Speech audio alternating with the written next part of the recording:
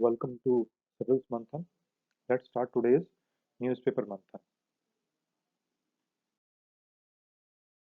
The first article is Center throws open all sectors to private players. ये the Hindu का front page का एक news item है. So this is about what our Prime Minister announced a couple of days ago regarding आत्मनिर्भर भारत अभियान. So जो आत्मनिर्भर भारत अभियान है उसके अलग अलग पार्ट्स में गवर्नमेंट अनाउंस कर रही है क्या क्या पैकेजेस गवर्नमेंट दे रही है. So in the latest fifth tranche जो है फिफ्थ पैकेज जो है फिफ्थ पार्ट है इस पैकेज का उसमें गवर्नमेंट ने जो अनाउंस किया है उसके बारे में हम देखते हैं. तो उसमें क्या है सेंटर ने सारे सेक्टर्स प्राइवेट प्लेयर्स के लिए ओपन कर दिए हैं.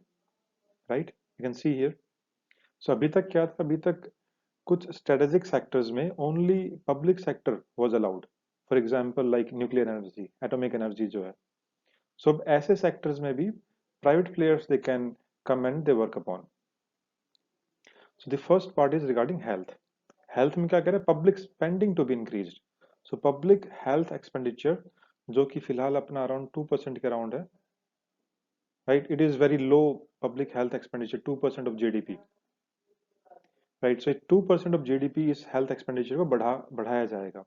Even in our national health mission, national health mission में कितना टारगेट है हेल्थ का? 4%. 4% ऑफ आपको जीडीपी करना है हेल्थ का एक्सपेंडिचर. अभी हम देख भी रहे हैं कोविड-19 की सिचुएशन को कंट्रोल करना है. So our health infrastructure has to be very strengthened. इसको बूस्ट किया जाना है. किसी भी कंट्री का हेल्थ अगर इंफ्रास्ट्रक्चर अच्छा है तो it helps to tackle these kind of the health emergency situation. तो वो हमने समझा और हमने फोकस कर रहे हैं हेल्थ के ऊपर, पब्लिक स्पेंडिंग इंक्रीज करने के बारे में. Then infectious disease hospitals and public health labs to be set up in all districts.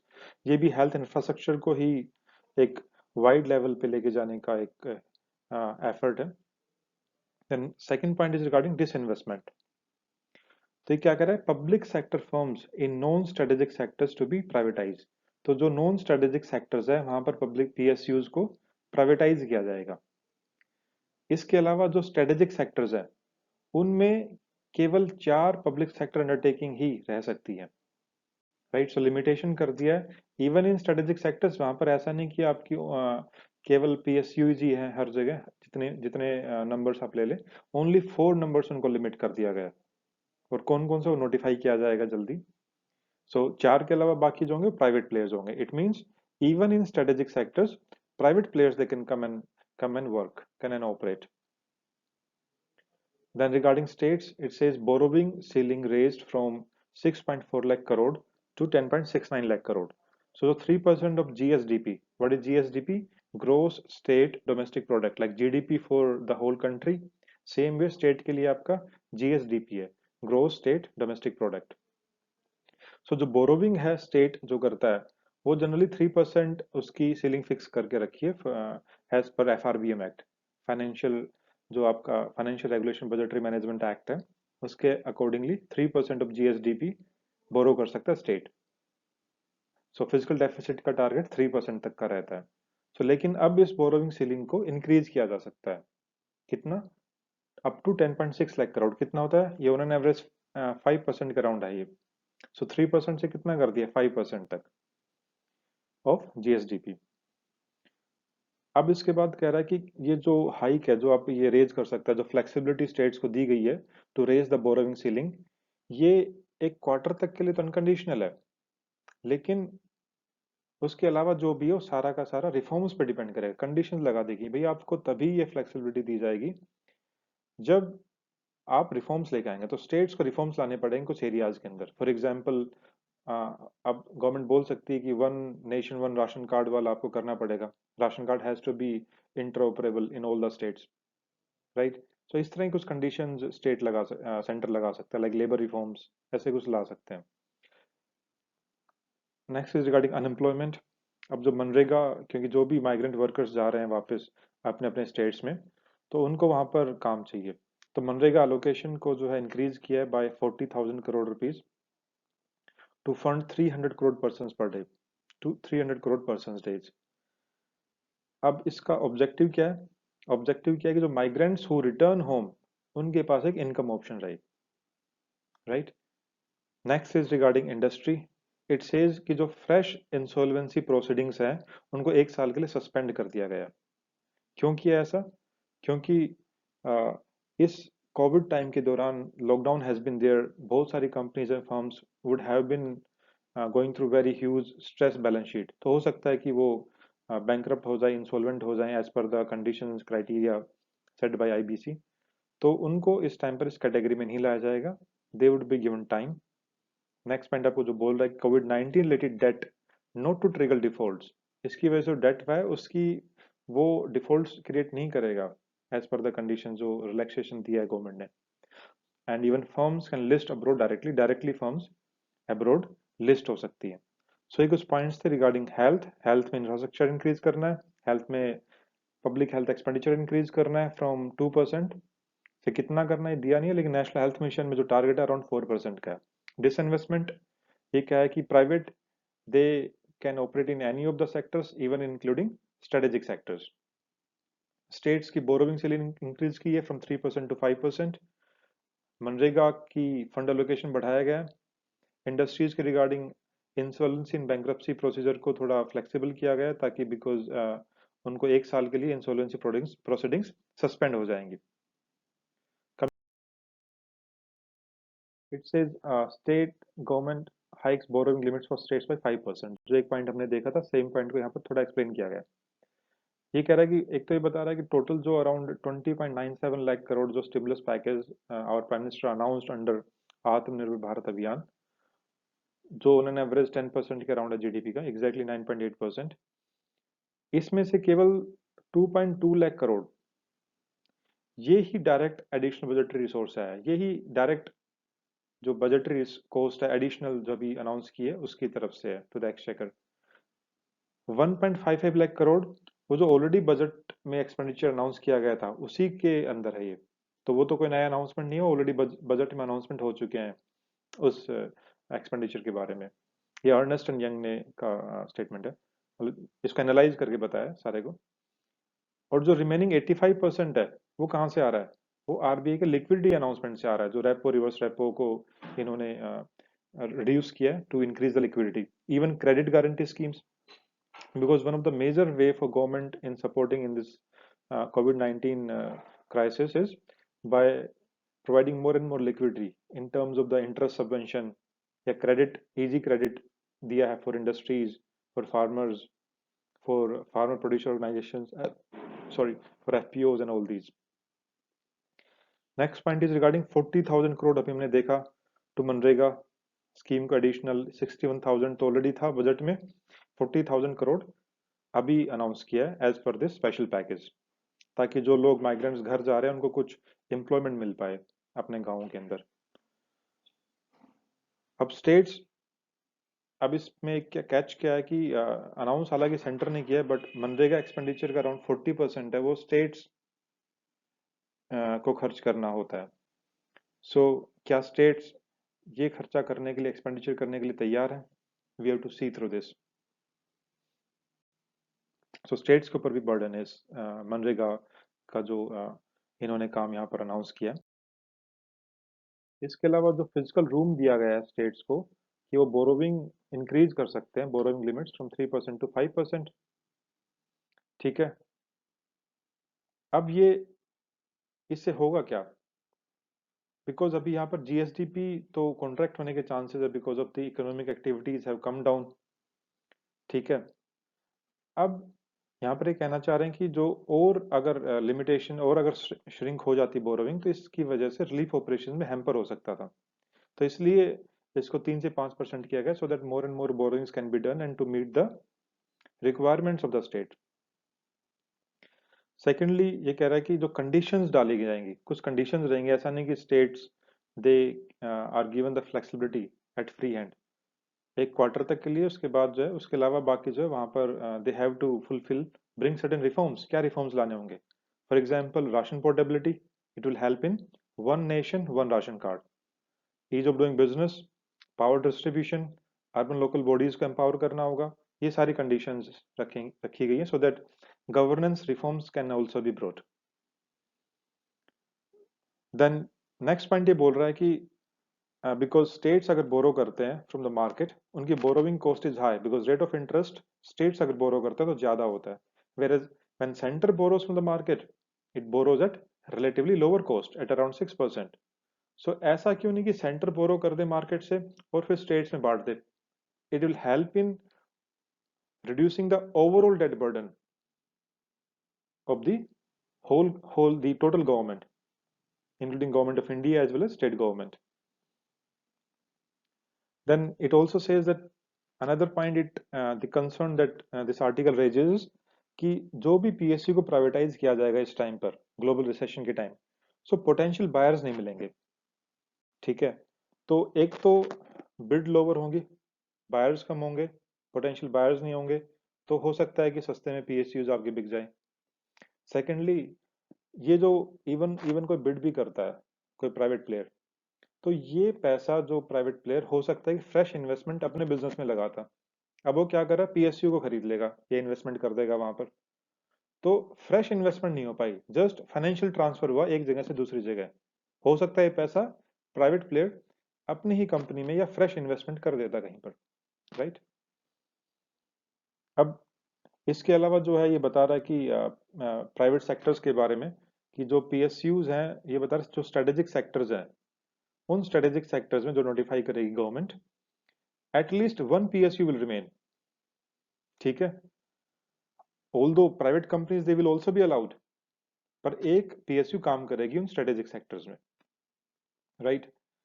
And PSUs in all other sectors will be privatise. बाकी सभी सेक्टर्स में जो स्ट्रेटेजिक सेक्टर्स जो नोटिफाई नहीं की, उसके अलावा सभी में सारी पीएसयूज को प्राइवेटाइज कर दिया जाएगा. लेकिन even in strategic sectors no more than 4 PSUs, यानी कम से कम एक पीएसयू तो रहेगी, लेकिन 4 पीएसयू से ज्यादा भी नहीं रहेंगी. उससे ज्यादा, 4 से ज्यादा जो भी होंगे उन सबको प्राइवेटाइज कर दिया जाएगा या मर्ज कर दिया जाएगा बाकी पीएसयूज के साथ में. So not more than 4 PSUs will be allowed and rest will be privatised. So एक पॉइंट इंपॉर्टेंट क्या है कि सभी सेक्टर्स प्राइवेटाइजेशन के लिए, सभी सेक्टर्स प्राइवेट प्लेयर्स के लिए ओपन कर दिए गए. That is one of the major initiative of this announcement. Now this slide only gives about a picture about what all different categories of sectors they have received the package. कहाँ पर कितना कितना पैसा गया. आपको बहुत ज्यादा ऐसा कुछ याद रखने की जरूरत नहीं है, हमने जो पढ़ा देखा है, that's all we can do. This article is about regarding Afghanistan. So Afghan president rival sign power sharing deal. So अभी एक रिसेंटली अफगानिस्तान प्रेसिडेंट अशरफ गनी और उनके जो राइवल थे अब्दुल्ला अब्दुल्ला, उनके बीच में एक पावर शेयरिंग डील हुई है. I just give you brief background कि हो क्या रहा था वहां पर. We all know that in Afghanistan United States army has been there. So उनकी जो आर्म फोर्सेज है, they have been in struggle with the Taliban पिछले काफी सालों से, after 9/11 when happened. So US ने वहां पर फोर्सेज भेजी और वो अभी तक फोर्सेज वहां पर है, and they have not been able to eliminate Taliban from Afghanistan. Even Taliban has a very significant control over the Afghanistan territory. So, but as the U.S. President Trump came to election in the last election, one of the agenda was कि US की जो forces को जो अलग अलग जगह even including Afghanistan है वहां से हम विड्रॉ करेंगे, because loss of lives of the US soldiers as well as huge economic cost that US is bearing because of this. तो इकोनॉमिक कॉस्ट भी यूएस को पे करना पड़ रहा था, काफी यूएस का खर्चा हो रहा था, उसको कम करना है. यूएस अमेरिकन सोल्जर्स की लाइव्स है उसकी वजह से, और एक वन ऑफ द एजेंडा रहा था अमेरिकन प्रेसिडेंट ट्रम्प का लास्ट इलेक्शंस में. अब इस साल एंड में इलेक्शंस आने हैं अमेरिका में. सो प्रेसिडेंट को लगता है कि हमें इन फोर्सेस को विड्रॉ करना है किसी भी तरह से. So they are trying to sign a deal with Taliban, even sidelining the Afghanistan elected government. तो 2014 में एक इलेक्शन होता है, उस 14 इलेक्शन में आपके अशरफ गनी प्रेसिडेंट बनते हैं, but his rival Abdullah Abdullah रहते हैं. एंड कोई this election was not a, you can say, significant victory for Ashraf Ghani. एक स्लाइट विक्ट्री होती है, but Abdullah Abdullah was his rival. So power tussle होता है दोनों के बीच में. इसको लास्ट टाइम यूएस के जो सेक्रेटरी ऑफ स्टेट थे, उन्होंने दोनों पावर्स के बीच में पावर शेयरिंग डील कराई थी last time. So Ashraf Ghani remained the president. Abdullah Abdullah was made the CEO. एक नई पोस्ट क्रिएट की गई सीईओ की. अब 2019 में फिर से इलेक्शन होते हैं इन सितंबर. उस इलेक्शन में फिर से जो है though Ashraf Ghani won the election. Around 50% के अराउंड वोट्स आते हैं उनको. और जो अब्दुल्ला अब्दुल्ला है वो इस इलेक्शन को हार जाते हैं. But Abdullah Abdullah says this election wasn't fair and Abdullah Abdullah declares himself as president. तो एक तरफ अशरफ गनी खुद को प्रेसिडेंट डिक्लेयर करते हैं, दूसरी तरफ अब्दुल्ला अब्दुल्ला भी खुद को प्रेसिडेंट डिक्लेयर करते हैं. So it brought the whole Afghanistan into political crisis. तो पॉलिटिकल स्टेबिलिटी नहीं रहती है वहां पर. सो एक तरफ तालिबान के अटैक्स बढ़ते जा रहे हैं, यूएस की फोर्सेस को विड्रॉ भी करना है, और थर्डली वहां की जो इलेक्टेड गवर्नमेंट है, पॉलिटिकल पार्टीज है, वही आपस में राइवलरी है और पॉलिटिकल स्टेबिलिटी नहीं है. तो हर तरफ से Afghanistan was in turmoil from the security as well as political point of view. So अभी रिसेंटली इन दोनों के बीच में एक पीस एग्रीमेंट हुआ है, एक पावर शेयरिंग डील इन्होंने साइन की है, अशरफ गनी और अब्दुल्ला अब्दुल्ला ने. और ये पावर शेयरिंग डील के accordingly Ashraf Ghani will remain the president, whereas Abdullah Abdullah will be the chairperson of high peace council. ये हाई पीस काउंसिल है, इसके ये चेयरपर्सन होंगे. ठीक है. सो इस पावर शेयरिंग डील के बाद it is hoped that political stability will come in, peace will come in, और जो US wants to withdraw from Taliban, sorry, from Afghanistan. So they want to bring certain agreement between the Afghanistan government as well as the Taliban. So वो थोड़ा एक smooth तरीके से जो भी agreement होता है, जो भी आगे प्रोसेस रहता है वो ठीक रहे. So this is one of the objective. अब India hopes agreement will ensure peace and stability. India का क्या स्टैंड है throughout this, even we can say US efforts to sign a deal with Taliban. उस दौरान अफगानिस्तान की elected government को sideline किया गया था. They were in direct talks with the Taliban, right. And India was also avoided. India was also neglected in these peace talks. तो India का बहुत इंटरेस्ट है तालिबान, सॉरी, इन अफगानिस्तान में. उस इंटरेस्ट को सिक्योर करने के लिए India wants it to be part of any of the peace process that happens, right. अभी पीस प्रोसेस जो है वो पाकिस्तान को इन्वॉल्व करके है, because Pakistan ISI has huge control over Haqqani network. Haqqani network जिसका एक कंट्रोल है इन तालिबान. सो पाकिस्तान का इन्वॉल्वमेंट, एंड पाकिस्तान चाहता है किसी भी तरीके से इंडिया को इंपॉर्टेंस ना दी जाए in this peace process, in this deal with Taliban. और अगर ऐसा होता है then it may somehow bring the Pakistani influenced Taliban in the power in Afghanistan, जो कि इंडिया के इंटरेस्ट को काफी हैम्पर कर सकता है. फिलहाल इस पॉलिटिकल स्टेबिलिटी को लेकर इंडिया इज वेरी होपफुल कि it will bring peace and stability and will ensure somehow better response to the COVID-19 situation as well in Afghanistan. Now, this article is of Amar Sinha. Amar Sinha has been uh, Indian Foreign Service diplomat, and he has been a former envoy to Kabul as well. And even he was one of the representative of India in the Moscow format. एक Moscow format था आपका. Moscow में क्या था कि there was an effort of talks between with Taliban and US and Russia. All these they brought Taliban onto talks. और तालिबान से उन्होंने बात करना था. तो उस टाइम पर इंडिया ने अपने कुछ डिप्लोमेट्स को इस पीस टॉक में भेजा था वहां पर, but in in unofficial capacity. So India ने डायरेक्टली ऑफिशियली रिप्रेजेंट नहीं किया, बट इन अनऑफिशियल कैपेसिटी. तो उसी के बारे में बात कर रहे हैं कि तालिबान को अगर इंडिया अभी लेजिटिमेसी ना दे as per Amar Sinha, and जब तक कि ये इंटर अफगान टॉक्स में until it joins inter Afghan talks, ठीक है. सो जब तक कि ये खुद ये इंटर अफगान टॉक्स में ज्वाइन ना करे, तब तक कि इंडिया को तालिबान को लेजिटिमेसी नहीं देना चाहिए. What India stand till now has been, India का स्टैंड अभी तक यही रहा है कि whatever the process in whatever the process in Afghanistan happens, it should be Afghan owned, Afghan led, and Afghan governed. इन तीन टर्म्स को आपको याद रखना है. They can be directly used in the mains. Afghan led, Afghan owned, and Afghan governed. Afghan led, Afghan owned, and Afghan governed. So this is what the point of India has been in whatever the talks. India says कि जो भी बात रहती है that should be by taking into confidence of the elected Afghanistani government. तो अफगानिस्तानी government को साथ में लेके ही कोई भी पीस प्रोसेस पे बात होनी चाहिए.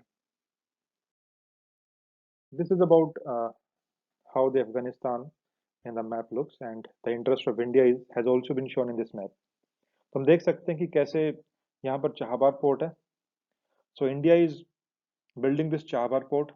So how Afghanistan is important for India? एक तो इंडिया जो है Afghanistan provides connectivity to Central Asia. So एक वे टू सेंट्रल एशिया है. और Central Asia is rich in the energy resources. ठीक है, आपका स्ट्रेटेजिक लोकेशन है. अफगानिस्तान की बहुत ही स्ट्रेटेजिक लोकेशन है, राइट. सो इंडिया की इकोनॉमिक इन्वेस्टमेंट भी है. For example in Hajigak iron और माइंस में, वहाँ के इंफ्रास्ट्रक्चर बिल्डिंग में इंडिया की इन्वेस्टमेंट है, राइट. इंडिया अफगानिस्तान में पार्लियामेंट बना रही है, वहाँ पे बहुत सारे टॉयलेट्स भी बनाए इंडिया ने. इसके अलावा अफगानिस्तानी आर्मी को भी ये ट्रेन करते हैं, मिलिट्री फोर्सेस को. स्टूडेंट्स को ये स्कॉलरशिप प्रोवाइड करते हैं. सो बहुत ज़्यादा it's a very good relationship between India and Afghanistan. And काफ़ी ह्यूज सॉफ्ट पावर है इंडिया की अफगानिस्तान में. इंडिया की मूवीज, बॉलीवुड मूवीज को काफ़ी पसंद किया जाता है. इंडिया के कल्चर को अप्रिशिएट किया जाता है. इंडिया की क्रिकेट टीम को अप्रिशिएट किया जाता है. सो काफ़ी अच्छा एक सॉफ्ट पावर है. What is soft power? एक हार्ड पावर है whenever any country uses the military or economic sanctions. Military power, economic sanctions को यूज करके, that is the hard power. Soft power is built by people to people contact, cultural contacts, right. इन चीजों से जो आप influence कर पाते सामने वाले के डिसीजन को, दैट इज सॉफ्ट पावर. सो जैसे चाबार की तरफ आप देख रहे हैं, चाबार से जरंज, दिलाराम, राइट. सो ये कनेक्टिविटी इंडिया एस्टेब्लिश कर रहा है बिकॉज पाकिस्तान बीच में है. Pakistan is not favourable to India. India wants to access to Afghanistan, तो कहाँ से करना होगा? Through Chabahar port, right. Chabahar to Zaranj to Delaram. And Chabahar port opens in what? In Indian Ocean. तो कंफ्यूज नहीं करना है. Chabahar port is not not in the Persian Gulf. वहां पर बंदर अब्बास पोर्ट है दूसरा, जो इंडिया, सॉरी, वहां पर जो एक पोर्ट हो रहा है जो आई थिंक चाइना डेवलप कर रहा है. But this Chabahar port is in Chabahar port is in Indian Ocean, right. So यहाँ पर देख सकते हैं गार्लैंड रोड, हरत, Dilaram, Kandahar, Kabul and Mazar Sharif. Just go through these names once and try to remember these. Mapping based question can be asked in prelims. वो पूछ सकते हैं आपसे मजार शरीफ कहाँ पर है? Afghanistan. Kabul, you know about the capital. Kandahar, you know about the Kandahar, the plane crisis happened, जो प्लेन को हाईजैक किया गया था, इंडियन प्लेन को. दिलाराम, हरत, जरंज, ये इंपॉर्टेंट लोकेशंस है within Afghanistan. You remember these, go through them one by one in a clockwise direction. Mazar Sharif, Kabul, Kandahar, Delaram, Herat और Zaranj. Zaranj to Delaram is the highway that India is building, and Chabahar port is India that is building, right. So that's all about India-Afghanistan relations. So what India want? India wants Afghanistan, whatever happens in Afghanistan, it should be led by the Afghan people. It should be governed by the Afghan people, and it should be owned by Afghan people. So Afghan owned, Afghan governed, and Afghan led. Next article is about over 42,000 under trials they were released. So as per Nalsa report says, there were many convicts who were freed on parole. There were many under trials who were also released. Why? Because of COVID-19 pandemic. So they want to decongest the prisons. Prisons में बहुत सारी भीड़ है, तो इस वजह से हो सकता है COVID-19 वहां पर एंटर कर जाए, तो बहुत रैपिडली स्प्रेड होने के चांसेस थे. सो जेलों को डीकंजस्ट करने के ऑब्जेक्टिव से इनको छोड़ा गया. कुछ कन्विक्ट्स को पैरोल पे और अंडर ट्रायल्स को रिलीज किया गया यहाँ पर. तो एक मेजर आवर प्रिजन रिफॉर्म्स में एक मेजर पॉइंट क्या कहा जाता है कि जो अंडर ट्रायल्स हैं, बहुत सारे अंडर ट्रायल्स ऐसे हैं जो कि अपनी आप मैक्सिमम पनिशमेंट का जो टेन्योर पूरा कर चुके हैं बट स्टिल वो जेल में, क्यों? क्योंकि उनका कोई बेल नहीं कराने को है और ट्रायल्स अभी पूरी नहीं हुई है। Even it is said around 2/3 of the prisoners are under trials, यानी जो भी जेलों में बंद है उसमें से 2/3 अंडर ट्रायल्स है, अभी कन्विक्ट हुए ही नहीं है। सो जेल जो है बेवजह ज्यादा भरी हुई है, there is over crowding of jails. So ये एक स्टेप और एक it's right time that we bring a reform under this as well, so that prison deconstruction, prison reforms can be brought at a large scale. Next article is about event boat. देखिए event boat क्या है? Event boat एक आपका malware है, ठीक है। अभी warning issue की है सर्टिन ने। What is CERT In? Sorry, is computer emergency response team of India.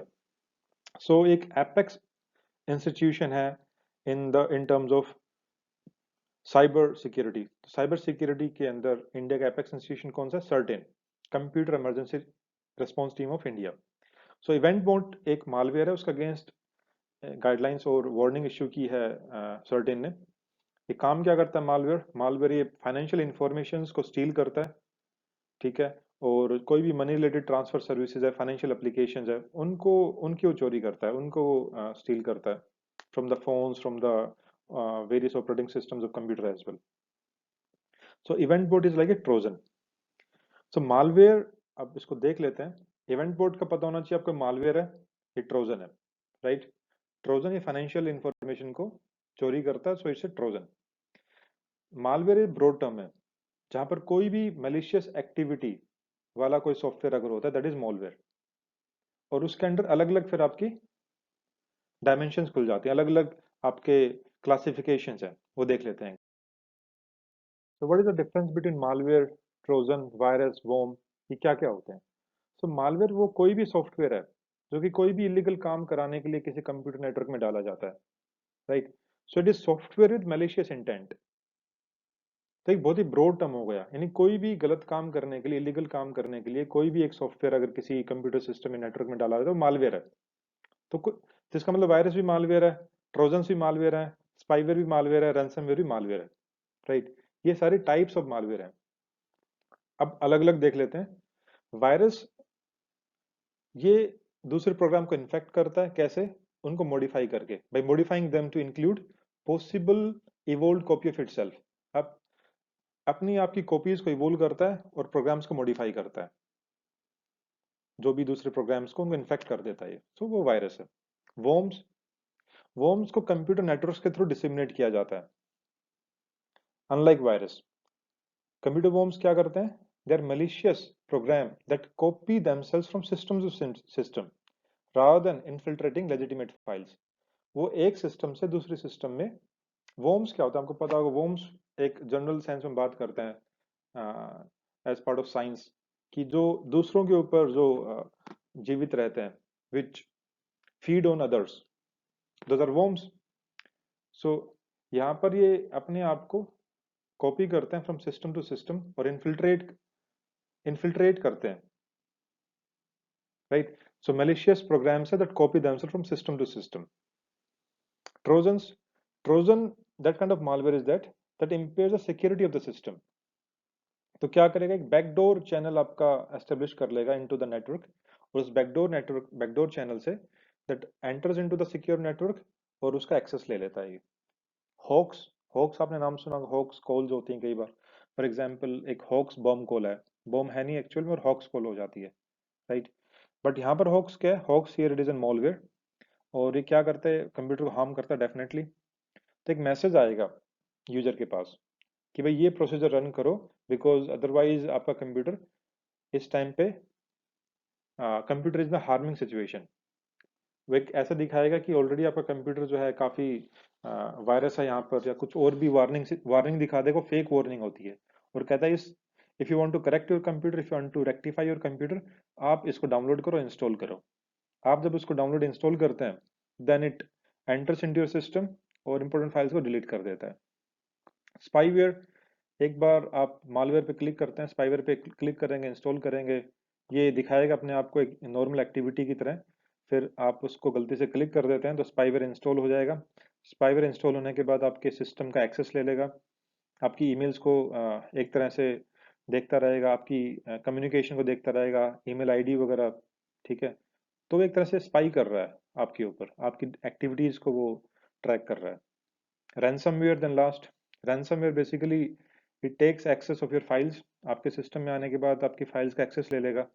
now if these files are very important, आपको लगेगा then it will show a message to you guys कि भाई अगर आप if you want to take back access of your files then you pay for example $1000, so that is a ransom, वो एक फिरौती है। वो फिरौती फिर आप दोगे तो उसके बाद वो एक्सेस प्रोवाइड करते हैं वापस आपको। That's why it is ransomware, नाम में इसके पता लग रहा है। That's why we all should have very good antivirus, और एंटीवायरस अपडेट करते रहना चाहिए हमें, so that we can save ourselves from all these malwares. So that's all from this article, and that's all for today's newspaper month discussion as well. Thank you, and if you have any questions, you can ask your questions in this Telegram group. You can join this group. We are a few civil servants who are leading this group, and you can ask your questions and we will be happy to help you out in this civil service preparation. And if you like our video, please do subscribe, share, and like this video as well. And for the editorials and explain section of Indian Express, we will bring another video. Please watch that as well. Thank you very much.